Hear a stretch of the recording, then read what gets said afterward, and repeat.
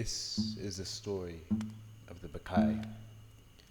Before the palace of Thebes we see Dionysus. Gentle and soft he carries his thyrsus. Adorned with fawnskin and ivy, his blonde curls ripple idly. As he returns from Asia to his home of Thebes, he walks incognito, a god among men, to punish the slanders spoken by them. For they believe him a mortal, an insult to one born of Zeus. They believe his mother did not tell the truth. Cadmus, who praised him, has now left the throne to the son of his son, Pentheus, who believes Dionysus to be none. Dionysus has shunned their lack of love. All women go crazed to the mountain under the spell of his divine fountain. Thus goes the hymn to him. Blessed his mysteries, blessed the worship, blessed the dance, blessed are the rites, blessed who bear the thyrsus, blessed who adorn his ivy, for their God is Dionysus. Oh, the old men in the wood, they go prancing under Dionysus' spell. The women of Thebes, oh, they go dancing under Dionysus' spell. The woods, the breeze, the wine, and the castle, drunken under his spell. Drunken under his spell.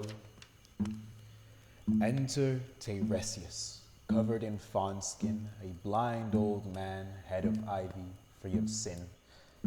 He calls for Cadmus, the builder of Thebes, and Cadmus is there to greet his old friend. Together they go to dance unashamed, and now appears the son of his daughter, Pentheus, the one who will be slaughtered. Pentheus the disturbed has cursed Dionysus, for he still fails to see the gift of his thyrsus. Tiresias warns Pentheus of his foolishness, and he calls for the arrest of the false god. And so the sleeping bear Pentheus prods. In Pentheus' palace, Dionysus is captive. Pentheus interrogates, but Dionysus is too clever. And in anger he shears his curls, in frustration he takes his thyrsus, in sacrilege he binds his hands, and so foolish Pentheus has sealed his fate, for with his mother and death he now has a date. Fury he has, and he shall receive fury. Oh, the castle, the palace, it teeters, it totters, drunken under his spell.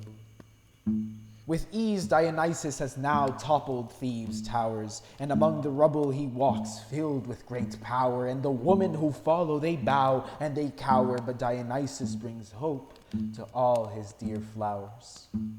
Here comes Pentheus enraged, for he sees walking the man who he caged, yet still he does not believe Dionysus. A messenger comes and tells him of miracles, of powerful and blessed female individuals, yet still he does not believe in his thyrsus. Pentheus calls to hunt the women, but Dionysus manages to convince him against it. Pentheus wants to prove the god wrong, so he wishes to see the women's own song. But does he know that a trap has been set, that the moment he gets there is one he'll regret? Oh, the old men in the wood, they go prancing under Dionysus' spell. The women of Thebes, oh, they go dancing under Dionysus' spell. The woods, the breeze, the wine, and the castle, drunken under his spell. Drunken under his spell. Pentheus now dons a wing and in Aeneid's clothes. He dons a fawnskin and a thyrsus. He's taken a sip of the vine and is now possessed by God Dionysus. All of a sudden he believes in his miracles, and so they head for the road of the mountainous individuals. Sadly for him it's too late, for fury he had given, and he has received fury. They could see the women from afar where they were, but nothing sinful, Pentheus thought. How bizarre. So Pentheus desired a closer look to prove these women weren't chaste, and with God's help, he got atop a fir where he could see his own mother.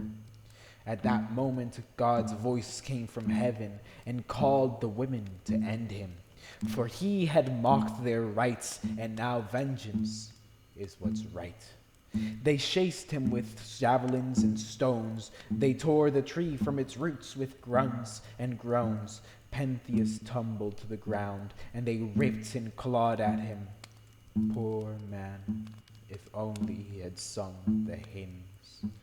His body was shredded, and his blinded mother could not hear the screams of pity as she tore off his head.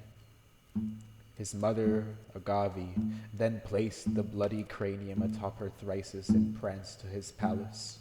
She believed it to be the head of a lion, and so she displayed it with pride, hoping her son could see her glory.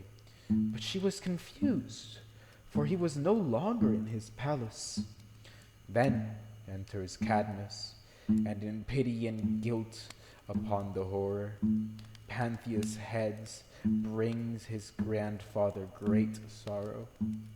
Cadmus calms her, and her flurry is gone, but punished by God, she has killed her own son. The savage truth had been revealed. For all of them, this fate had been sealed.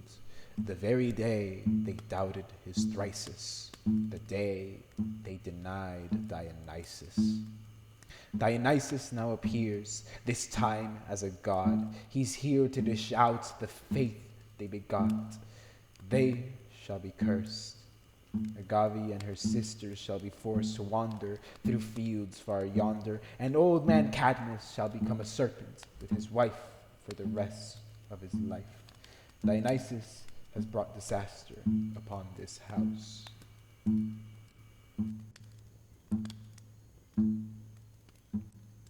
Oh, the old men in the wood, they go prancing under Dionysus' spell. The women of thieves, oh, they go dancing under Dionysus' spell. The woods, the breeze, the wine, and the castle, drunken under his spell. Drunken under his spell.